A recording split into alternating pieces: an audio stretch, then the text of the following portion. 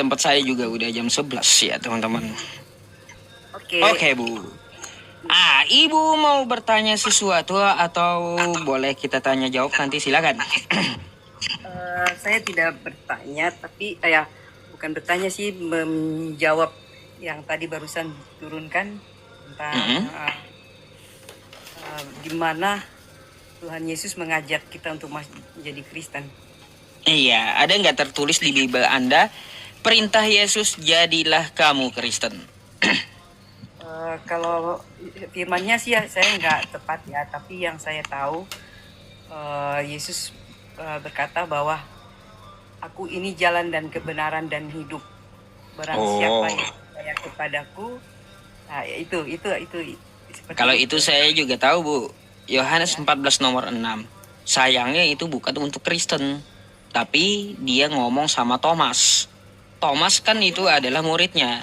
Muridnya kagak Kristen. Ya memang Tuhan Yesus itu datang ke dunia, dia tidak mengajak setiap ada komunitas atau membawa satu agama. Memang sejak awal dia datang pun ke dalam dunia itu kan untuk mendamaikan dunia. Jadi itu disebut secara universal ya. Jadi bukan perorangan atau per satu agama atau Muslim atau Kristen atau dia menyebut sesuatu gitu, karena sebenarnya nama kekristenan itu juga bukan sesuatu yang menjanjikan bahwa kalau kita ada di dalam satu kekristenan terus kita juga dijanjikan untuk masuk ke surga, Kak. Tapi karena memang supaya itu tidak sulit untuk menjangkau sebuah perkumpulan di mana jikalau kita di dalam satu perkumpulan itu, kalau seandainya ada yang sakit, ada yang butuh didoain, ada yang mau berkumpul untuk setiap hari Minggu untuk berkumpul untuk bergereja, seperti kayak gereja gitu tuh, itu hanya cuman karena dibutuhkan proses yang menjadi dibentuk di mana adanya kekristenan itu gitu. Jadi Yesus datang bukan karena harus memilih siapa dia yang harus masuk, yang harus dia pilih gitu. Tapi kita sendiri yang memilih Tuhan sebagai Tuhan dan Juru Selamat, dan dia pun juga sejak kita lahir pun juga pada waktu kita di dalam kandungan dan ketika kita di orang tua, ketika kita lahir, kita juga sudah menyerahkan Tuhan, orang tua kita juga sudah menyerahkan diri kita kepada Tuhan. Baik. Gitu. Oke Bu, begini Bu. Sudah tahu di situ bukan untuk Kristen, tapi kata Ibu Yesus untuk global. Padahal kan Yesus berkata Bu, di dalam Matius 10 nomor 5 sampai 6, Yesus melarang murid-muridnya untuk mengajarkan ajaran dia keluar dari Yahudi. Bahkan di dalam Matius 15 nomor 24, Yesus juga mengaku dia diutus hanya untuk Yahudi. Nggak ada Yesus berkata bahwa dia diutus untuk seluruh manusia. Nggak ada. Nggak ada. Untuk dunia? Iya, ada. Iya. Tapi mungkin gimana itu? Saya ngomong tidak bisa tapi saya nggak bisa buka di Yesus hanya berkata kayak gini Bu, ya di kitab Anda itu, pergilah, jadikanlah semua bangsa muridku. Iya. Ya kan kayak gitu, jadikanlah semua bangsa muridku. Tapi dengan berjalannya waktu, kan setiap orang kan punya, setiap orang itu kan mereka belajar dan mereka punya sistem. Dan sistem itu kan dibentuk untuk menyusun segala sesuatu yang supaya bisa diatur. Karena manusia itu memang harus diatur. Kalau tidak diatur, maka pasti akan, kalau keluar dari jalur atau sistem, biasanya pasti akan, yang namanya sistem pasti kacau balau kan. Nah jadi kekristenan itu memang bukan karena dibentuk supaya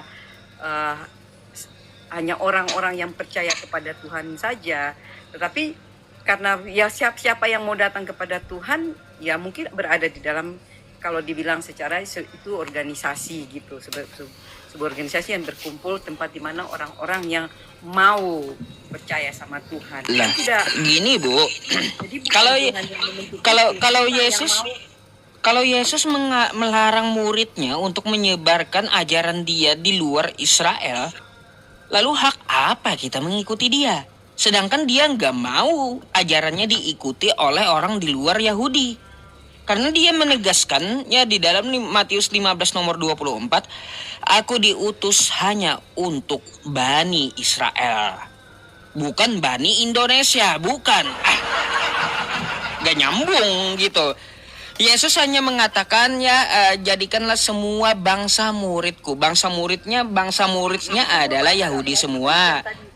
Berarti dengan sendirinya dengan sendirinya sudah terbantahkan. Karena kan tadi bilang Yesus diutus karena bukan hanya cuma untuk orang Yahudi dan Bani Israel kan, tetapi yang sudah dijawab itu kan untuk seluruh bangsa kan. Berarti memang itu Makanya Bu, dengarkan dulu sampai selesai. Yesus mengatakan aku hanya untuk Bani Israel, hanya untuk Yahudi. Ajaranku kagak boleh keluar dari Yahudi, kagak boleh keluar dari Bani Israel. Kan kayak gitu. Lalu ada Yesus berkata, ya pergilah, jadikanlah semua bangsa muridku. Bangsa muridnya, ke-12 muridnya Israel semua Bu. Ya, ke-12 muridnya Israel semua. Terus di situ juga kosakatanya jadikanlah semua bangsa muridku. Bukan jadikanlah semua bangsa penyembahku. Nggak ada. Ibu harus ngerti apa yang disampaikan oleh Yesus itu gitu. Lihat kosakatanya yang betul. Kalau pada waktu Yesus mau naik ke surga, memang itu pesan dia untuk menjadikan kita semua ini sudah otomatis menjadi murid Tuhan. Iya, nggak ada Bu murid itu nyembah guru, nggak ada. Kalau menjadikan murid, betul nggak? Nggak ada murid itu nyembah guru. Lihat aja Ibu di sekolah-sekolah atau di luar sekolah, nggak ada murid nyembah guru. Yesus itu figurnya bukan hanya sebagai dia Tuhan dan juru selamat saja ketika dia dunia ini dia menjadi manusia, tapi dia menjadi sebuah orang papa, dia menjadi Tuhan karena dia figur ketika dia turun ke dunia dia menjadi 100% manusia. Jadi dia menjadikan dirinya untuk semua orang bergantung kepada dia. Ketika anak kecil dia menjadi ketika anak kecil mendatang kepada Yesus, Yesus menjadi papa gitu. Ketika kita seandainya ada yang suaminya tinggalkan dia, ketika dia datang ke Tuhan Yesus, Yesus menjadi suaminya gitu. Jadi dalam arti suami bukan berarti kita menikahi sama Tuhan menjadi suami, tapi Yesus menjadi figur itu karena dia sebagai Tuhan yang memenuhi semua keinginan manusia, menjawab semua keinginan manusia apa yang bukan sebagai manusia. Jadi Yesus itu datang untuk mendamaikan manusia, untuk mendamaikan hati kita. Salah Ibu. Ibu, Yesus berkata, aku datang bukan membawa damai. Ingat itu di kitab Anda. Yesus berkata, aku bukan datang untuk membawa damai. Aku memisahkan antara anak dan orang tuanya, kata Yesus. Nggak tahu Anda? Saya tahu. Tapi itu kan tahu. Jadi jangan Anda katakan dulu Yesus bawa damai. Jadi kayak gini Bu, masalah 100% manusia itu ajaran Kristen. Nggak ada itu ajaran Yesus 100% manusia. Dan nggak ada juga Yesus mengajarkan bahwa dirinya adalah Tuhan yang patut disembah. Dia saja mengaku sebagai hamba. Ada di kitab Ibu. Dalam Matius 12 nomor 15, Yesus itu seorang hamba Tuhan. Dan Yesus tidak membawa damai, tapi membawa pedang. Tuh. Kayak gimana?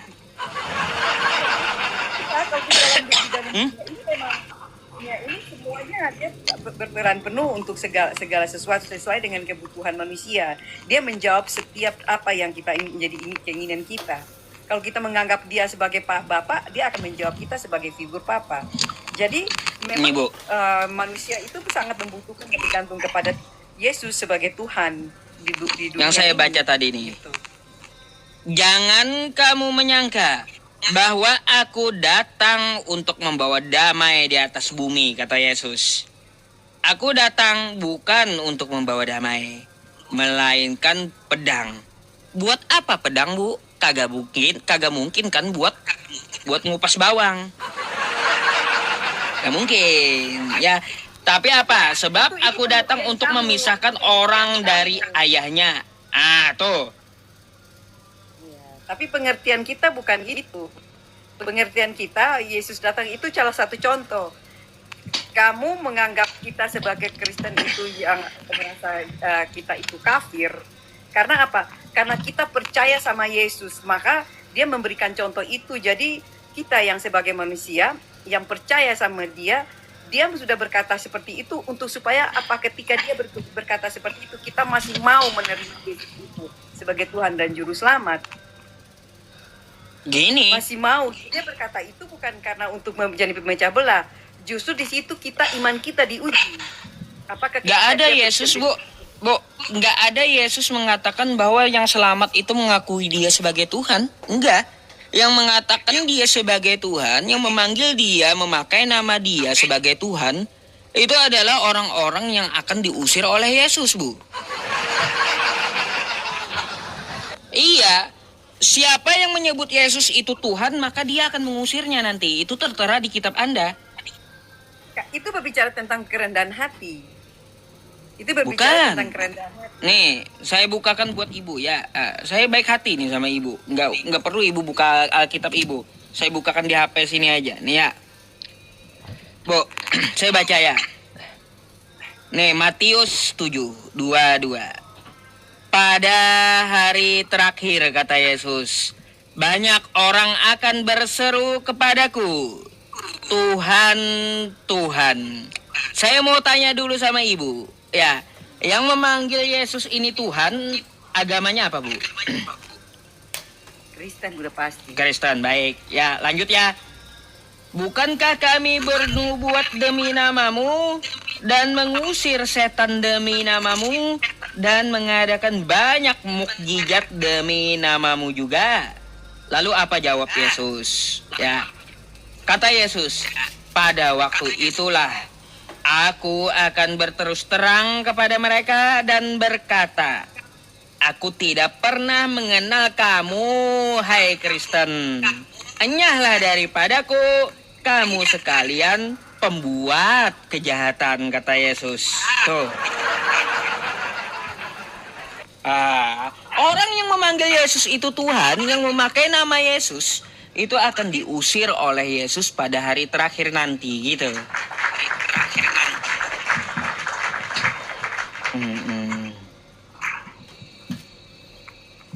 Jadi akui Yesus itu sebagai utusan Tuhan, Bu. Ya, Yohanes 17 nomor 3. Apa kata Yesus? Inilah hidup yang kekal itu. Kan ibu mau masuk surga. Ya, akui Yesus sebagai apa? Inilah hidup yang kekal itu. Mereka mengenal engkau satu-satunya. Ya, bukan 3 dalam 1. Satu-satunya. Allah yang benar. Dan mengenal Yesus Kristus yang telah engkau utus.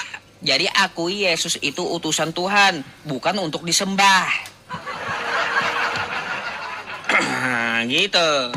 Itu kata Yesus. Saya menyampaikan apa yang dikatakan oleh Yesus. Biar ibu nggak tersesat oleh pemahaman gereja ibu atau pendeta ibu atau kekristenan ibu.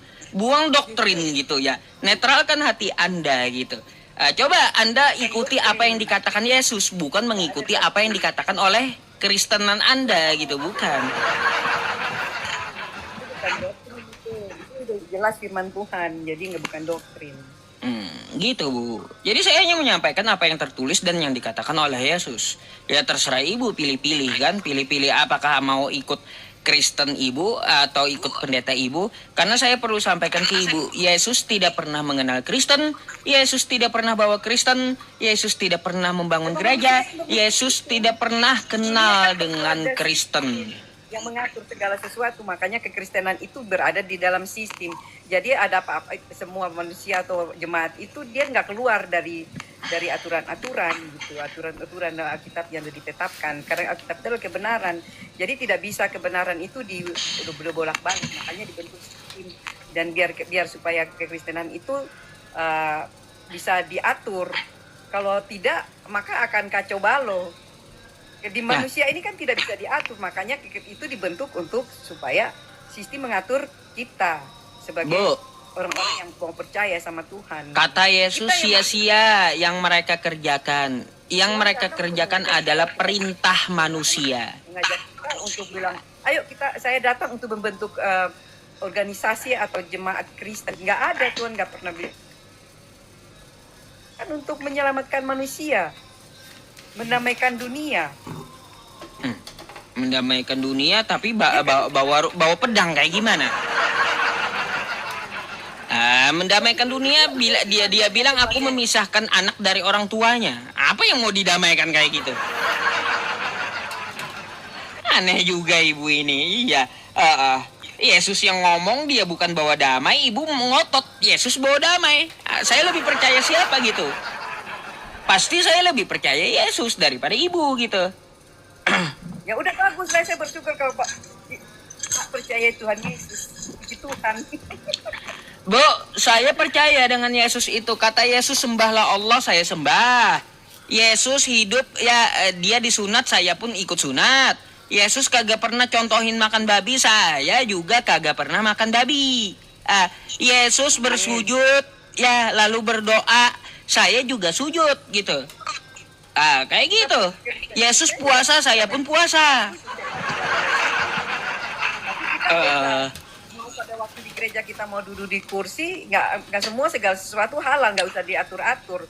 Di dalam kamar kita mau berlutut dan berdoa sama Tuhan, itu juga tidak masalah. Sujud Ya, itu kan juga bukan salah satu yang harus di dalam aturan, tetapi sujud itu manusia yang dia mau menyerahkan diri sepenuhnya kepada Tuhan. Ketika dia di dalam kamar, dia punya ekspresi kepada Tuhan, itu seperti apa, itu bebas sama Tuhan. Jadi kita tidak bisa diatur dengan harus sembahyang 5 waktu, kita tidak bisa diatur dengan harus tangannya seperti apa, kaki seperti apa, nggak bisa. Kita tetap dengan Tuhan, kita sendiri yang berekspresi sama Tuhan. Apa sih salah ibu kalau kayak gitu. Di kitab Anda ya Bu ya, di kitab Anda di 1 Yohanes di kita tuh keluar, doa kita tuh keluar dari isi hati kita sendiri. Jadi apa yang kita ekspresikan gak bisa ibu beragama itu maunya ibu. Kalau maunya Yesus kayak gini di 1 Yohanes 2 nomor 6, kalau ibu percaya dengan Yesus maka ibu hidup sebagaimana Yesus itu hidup. Gak bisa beragama itu menurut Anda atau maunya Anda, tapi maunya Yesus kayak gimana. 1 Yohanes 2 nomor 6 di situ dikatakan kalau Anda percaya dengan Yesus maka Anda hidup sebagaimana Yesus itu hidup. Bagaimana Yesus itu hidup? Yesus puasa ya puasa. Yesus sunat ya sunat. Yesus kagak pernah makan babi, kagak pernah makan babi. Yesus sujud ya sujud. Jangan jingkrak-jingkrak gitu. Itu 1 Yohanes 2 nomor 6 yang disampaikan oleh kitab Anda. Kalau Anda percaya dengan Yesus, kalau Yesus sujud, Anda sujud. Bukan jingkrak-jingkrak. Gitu. Nggak masalah, itu ekspresi, nggak masalah. Tuhan memberikan kebebasan kita dalam cara dari jalan ke segala cara. Bukan hanya cuma harus mengatur kita untuk bagaimana cara berdoa, bagaimana cara duduk di kursi atau itu tidak perlu. Itu tidak menjamin kita untuk hati kita menyembah kepada Tuhan hanya cuma karena masalah jingkrak-jingkrak dan segala macam. Tidak. Kita boleh melakukan apa saja, yang penting hati kita sama Tuhan. Kita mau berdoa, kita mau teriak, mau loncat-loncat, nggak masalah. Mau siapa yang ngajarin loncat-loncat? Kata Yesus apa? Sia-sia yang mereka lakukan, sia-sia ibadah itu yang mereka lakukan adalah perintah manusia. Gitu. Kan gitu kata Yesus. Ngapain Anda jingkrak-jingkrak? Ngapain Anda ke gereja kalau itu adalah perintah manusia? Apapun itu, kalaupun manusia itu kalau dia berlaku baik sekalipun, tapi hatinya itu pun tidak baik, tidak akan pernah masuk surga. Karena segala sesuatu Tuhan ukur dari segi hati. Bukan bagaimana kita menyembah, bagaimana kita sembahyang 5 waktu. Enggak. Tuhan ukur dari hati kita.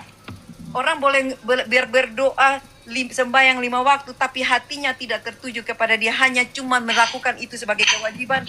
Itu bukan sesuatu yang dijamin sama Tuhan. Tapi hati kita. Hari ini kalau kita mau mau kalau Pak siapa namanya Pak Ucup, Ya kalau kalaunya mau gini Bu, ya kalaunya gini, kalaunya Tuhan memandang hati. mau sama-sama dengan Tuhan di Firdaus aja, Tuhan akan menerima. Ya kalau gini Bu, kalaunya Tuhan memandang hati, Tuhan yang mana? Jangan salah sembah dulu gitu.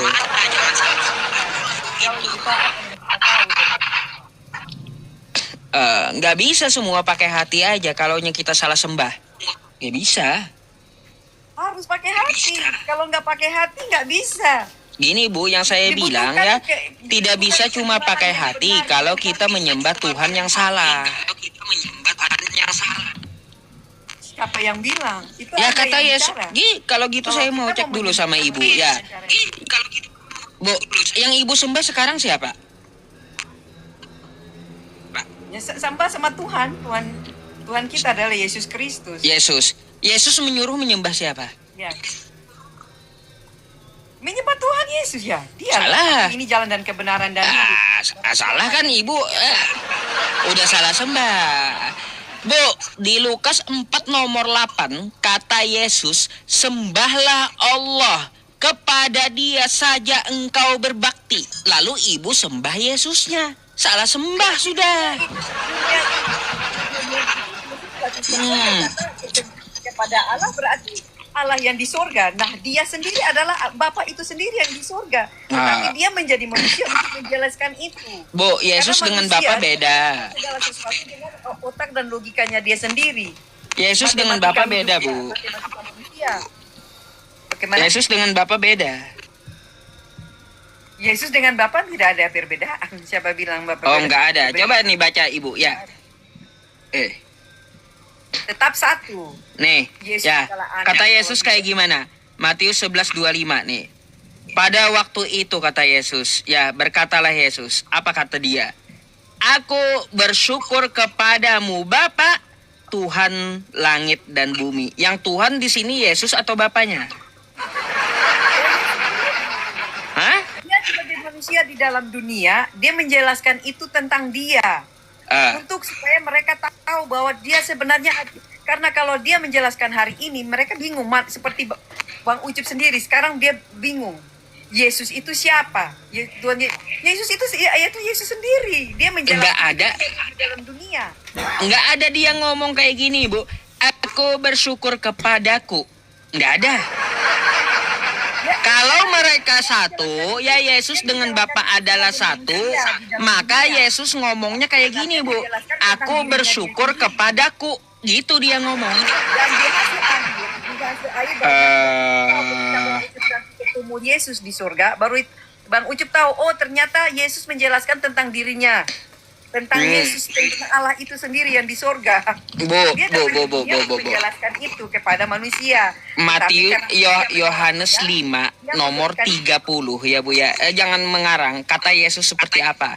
Aku tidak dapat berbuat apa-apa dari diriku sendiri. Aku menghakimi sesuai dengan apa yang aku dengar. Dia diperintah oleh Tuhannya, bukan dia yang berkuasa. Yesus menjelaskan segala sesuatu bukan datang di dalam aturan dunia, tapi dia menjelaskan itu segala sesuatu ada di dalam surga. Jadi dia datang itu dia menjelaskan sebagai manusia, menjelaskan segala sesuatu yang di surga, bukan segala sesuatu yang di dunia. Makanya dia datang harus menjadi manusia untuk menjelaskan itu sebagai manusia, bukan dia menjelaskan itu sebagai Allah di dalam dunia, bukan. Nah, gampang. Dari dulu kan Tuhan mengirim utusannya dari dulu. Ngapain dia langsung menjelma? Anak manusia kan, yang dijadikan manusia. Dan kita tidak bisa mengukur diri kita sendiri dengan logika kita. Pantas emang Tuhan jadi manusia. Dia itu Allah yang berdaulat. Dia melakukan segala sesuatu sesuai dengan keinginannya. Kita tidak bisa merubah apa yang menjadi. Kalaunya Tuhannya Maha Kuasa, Bu, pantas nggak dia jadi manusia? Ya dia mau jadi manusia itu bukan urusan kita. Itu memang sudah menjadi satu visi dan misi Allah untuk mengirim dia menjadi itulah manusia. Ibu melanggar kitab Ibu lagi. Ya, di Yesaya 46 nomor 5 Tuhan itu bukan nggak akan jadi manusia, nggak sama gitu. Kalau kita satu-satu kita akan bingung. Tapi pemahaman itu sudah mewakili apa yang saya ngomong itu mewakili pemahaman tentang isi Alkitab. Beda, Tuhan gak akan jadi manusia, Tuhan bukan anak manusia dan Tuhan bukan manusia, dia tidak akan berubah. Bilangan 23 nomor 19, Tuhan bukan manusia dan tidak akan jadi manusia. Jadi kalau ada Tuhan jadi manusia, Tuhan dari mana itu? Ya Tuhan menjadi manusia nggak ada kayak gitu. Untuk menceritakan tentang bagaimana kita harus mempersiapkan diri. Nggak ada Tuhan jadi manusia. Udah dijelaskan oleh kita para nabi, nggak akan ada Tuhan yang jadi manusia. Kayak gimana?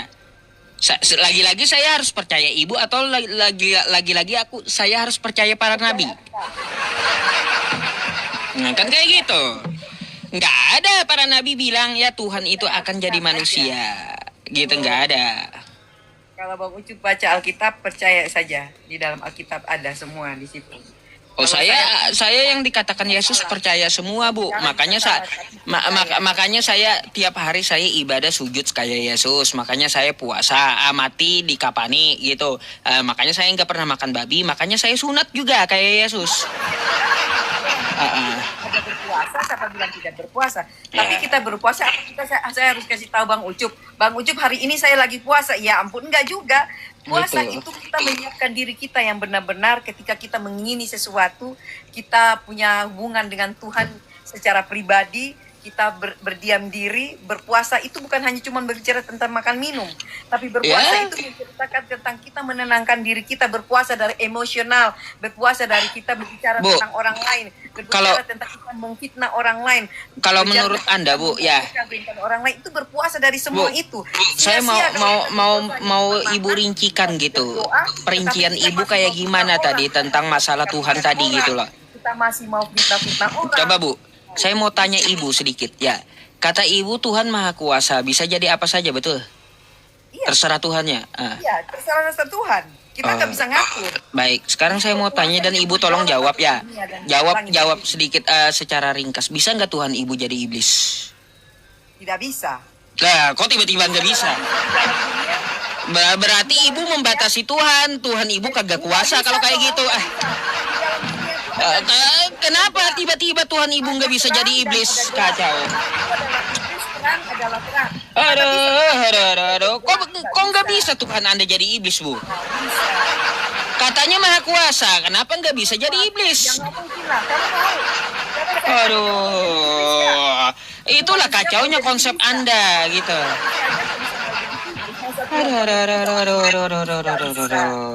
Apa dengan kamu pola pemikirannya tuh udah, saya pikir itu udah merasa itu aneh. Masalahnya gini Bu, kalau saya memahami Tuhan ini Bu ya, saya ajak Ibu berpikir ya tentang masalah Tuhan ya. Masalah Tuhan ini Bu ya, masalah pantas atau tidak, bukan bisa atau tidak, bukan pantas atau tidak gitu ya. 100% pasti tidak bisa. Baik, sekarang kayak gini ya, kita sebagai manusia ciptaan Tuhan, betul? Ya. Ibu dan saya ciptaan Tuhan. Bu, kalau kita makan nasi, pantas gak? Pantas lah. Pantas kita makan nasi. Kalau kita makan kotoran, pantas gak? Ya nggak pantas lah. Nggak pantas. Kita ciptaan Tuhan. Sebagai manusia, ya Bu ya, ada yang tidak pantas bagi manusia.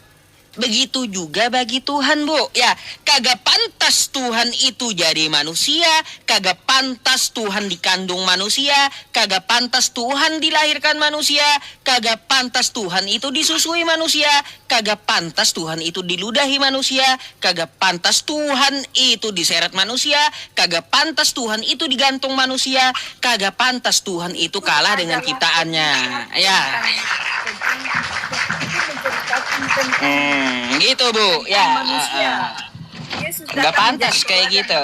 Dia menceritakan tentang bagaimana manusia lahir, bagaimana manusia bertumbuh. Tuhan Yesus menciptakan itu menjadi contoh teladan bagi manusia. Makanya kalau kita menelaah tadi ya Bu ya, pertanyaan saya, bisa nggak dia jadi iblis? Salah itu pertanyaan. Bisa atau tidak jadi iblis? Seharusnya saya bertanya kayak gini, pantaskah dia jadi iblis? Jawabannya pasti enggak gitu. Kamu mungkin. Jawabannya pasti enggak gitu. Nggak mungkin lah. Kamu kalau saya bilang pantas nggak Muhammad itu menjadi iblis, kan nggak mungkin kan? Ya Kamu kan nggak nggak mau. pantas. Ya, itu makanya nggak mungkin. Nggak pantas Saya kan iblis. bagi seorang nabi aja nggak pantas gitu, apalagi bagi Tuhan. Ya, makanya sebagai Tuhan. Nggak pantas Tuhan itu jadi iblis, nggak pantas Tuhan itu jadi manusia gitu. Itu kita jawab sendiri. Bang, itu kita jawab sendiri loh. Ya iya, Pertanyaan. makanya kalau ada ya Tuhan yang menjelma jadi manusia itu Tuhan-Tuhanan gitu. Kan nggak mungkin. Ya kan nggak mungkin, apalagi dia Tuhan. Masa dia menjadi iblis, kan nggak mungkin dia yang menyelamatkan Ya manusia. nggak pantas dia jadi iblis Bu, nggak Dia pantas. menyelamatkan manusia, makanya Iya. dia datang menyelamatkan manusia. Dan masa dia menjadi iblis, kan nggak mungkin. Iya, nggak ya jadi iblis nggak pantas dia Mau nggak? juga. Saya bilang, kalau Makanya saya mau, nggak saya pantas bilang, juga dia jadi mau manusia. nggak? Kalau saya bilang, Nggak pantas Tuhan itu jadi iblis, nggak pantas Tuhan itu jadi manusia, nggak pantas dua-duanya. udah pasti. Manusia aja nggak mau Gitu. jadi iblis. Manusia yang tanpa dibilang pun dia sudah jadi iblis biasa dalam kehidupan sehari-hari. Tingkah lakunya, sikapnya membunuh, membom, memaki, mencaci, memfitnah, itu udah tingkah laku iblis. Tapi Yesus Iya. tidak pernah seperti itu, figur Yesus. Dia tidak ada seperti itu. Dia datang, figur Yesus itu menceritakan tentang kebaikan-kebaikan. Dia tidak akan menceritakan segala sesuatu, tidak mengajarkan hal-hal yang buruk. Coba cari kekurangan dia, apa yang dia salah dari Yesus. Tidak ada. Oh, apa yang salah? Salah Makanya satu dunia kesalahan mendunia. Yesus ya dia hambur-hamburin meja pedagang dan kursi-kursinya. Tuh kesalahan dia. Ngapain coba orang berdagang dia hambur-hamburkan mejanya, dihamburkan Yesus. Apa tuh? Ngapain Yesus tendang-tendang meja orang? Ngapain Yesus tendang-tendang kursi orang coba? Oh, karena rumah. Ini saya kasih contoh. Masjid mau nggak di dalamnya jualan? Kok di dalam? Itu kan orang jualan di halaman, bukan di dalam. Gimana sih Ibu? Oh kalau orang jual di halaman masjid, Bu ya di halaman masjid orang banyak jualan nggak apa-apa gitu. Sebagai manusia 100% mengajarkan tentang yang namanya rumah. Itu rumah gereja itu bukan tempat untuk berdagang. Abis itu salah satunya juga Bu ya dia nyuruh muridnya nyuri keledai tuh, keledai orang tuh dicuri juga. Kesalahan dia juga tuh ya.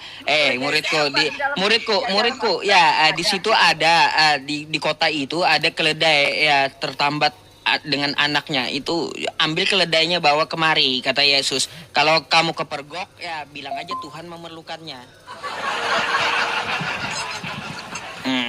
Itu tuh kesalahan Yesus juga ya. Itu Bu ya banyak kalau saya mau kasih penjabaran gitu. Itu contoh-contoh hidup manusia yang Tuhan kasih contoh. Setiap sesuatu yang dicatat di Alkitab tentang cerita Tuhan Yesus itu pasti ada maknanya. Bukan sekedar menceritakan tentang itu. Isi Alkitab itu menceritakan tentang kebaikan dan keburukan dan kebenaran. Alkitab tidak pernah berbohong tentang yang namanya salah adalah benar. Tetapi Alkitab menceritakan tentang sebanyak hal supaya ilmu daripada Alkitab, supaya manusia mengerti tentang arti yang namanya salah dan benar. Oleh karena itu, apapun yang dia tulis, apa yang diceritakan tentang Tuhan itu ditulis supaya manusia bisa tahu perbedaan antara kesalahan dan kebenaran. Kebaikan dan keburukan. Oke lah Bu, mungkin saya diskusinya sampai di situ sama Ibu gitu. Kebetulan tadi saya juga ngomong sama teman-teman mau istirahat, soalnya saya mau berangkat besok Bu ke Jakarta. Iya. Saya di Jakarta, sampai ketemu kalau ketemu saya. Iya, saya mau ke Jakarta besok. Soalnya siang saya berangkat. Jadi harus istirahat yang cukup gitu. Makasih banyak ya, sorry ada kata-kata yang salah. Sama-sama Bu ya, terima kasih ya. Oke, kita sambung besok ya Bu ya. Oke? Bye-bye. Oke, bye-bye.